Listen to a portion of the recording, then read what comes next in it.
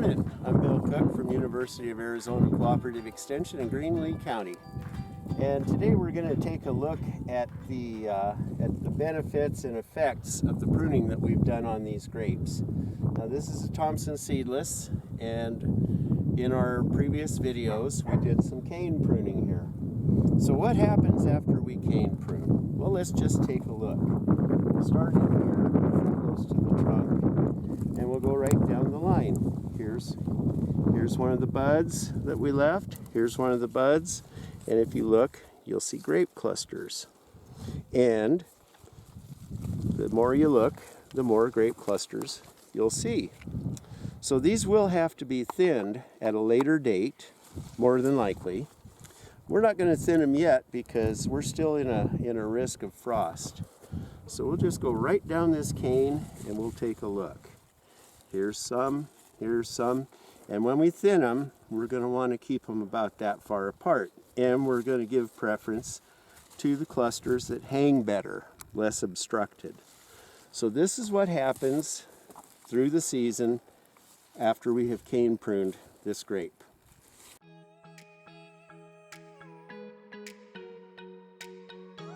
So today we're going to do a little thinning, and of course we wait to do this till the danger of frost is passed so that we're not cutting off anything we don't want to. I like to put the grapes about the span of my hand apart on the cluster, and as in the pruning video you can see we've tied up this cane. This has been cane pruned. So we're going to start right back here along the trunk, and this is our donor cane for next year. And going at this spacing, you'll see we have too many clusters here. So I'm going to come down the line, and we're going to give preference to the nicer clusters. This cluster is not very nice. We're going to take it off, this one out, and we're going to go right down the line from here. We've got a real nice cluster here.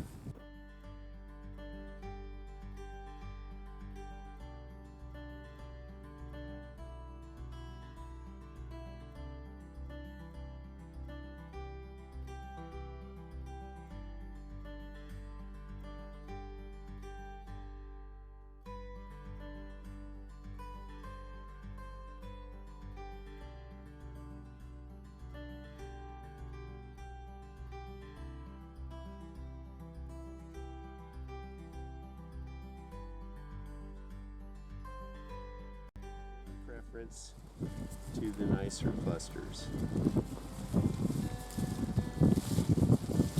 Simple as that. And the object of this thinning is to produce nicer clusters of grapes.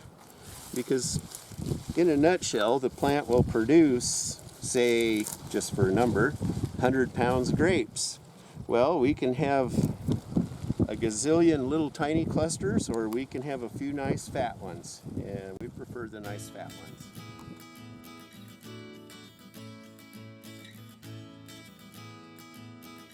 And we're following the progress of these vines.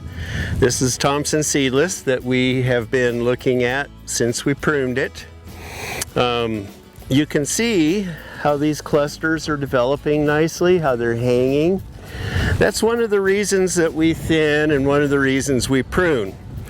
Now, a cluster like this, that's a pretty nice cluster. It's hanging free. Now here's one that I missed while I was thinning, and you can see it's in here and it's rubbing against other limbs, not to mention the fact that there's a convenient perch there for the birds so they can eat these. So let's take a look at this and compare it. So you can see one side of this where it has rubbed on a limb, nothing there. Compare that cluster to that cluster or that cluster, and you can see the benefit of some judicious thinning. So we're going to have some pretty good grapes this year from the looks of it. And this, of course, is why we've done all this work. So there you have it.